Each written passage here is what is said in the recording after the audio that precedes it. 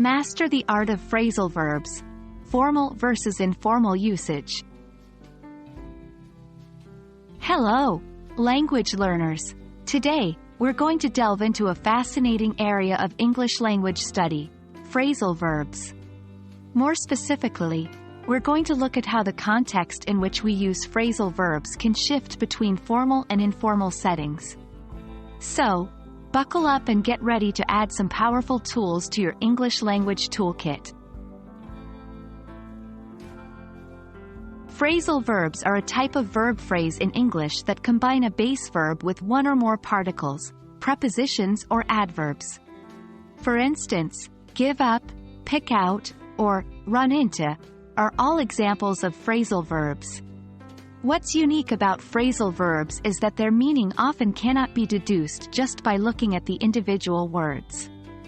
For example, give up doesn't mean to give something upwards. It means to quit or surrender. Before we delve into examples of phrasal verbs in formal and informal settings, let's quickly understand what formal and informal language is. Formal language is typically used in more serious or professional settings and usually follows stricter grammar rules. On the other hand, informal language is often used in casual situations and conversations among friends.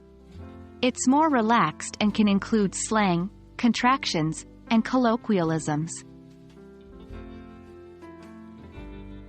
In formal language, phrasal verbs are often replaced with one-word verbs.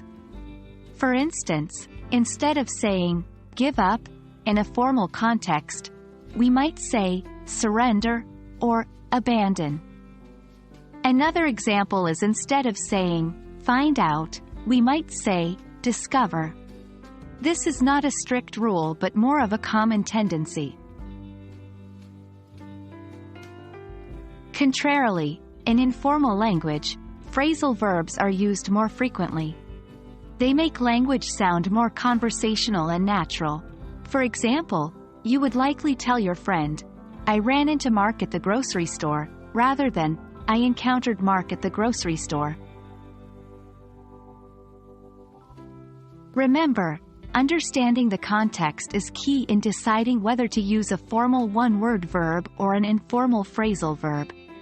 Paying attention to the setting, the person you're speaking to, and the overall tone of the conversation can guide you in making the right choice.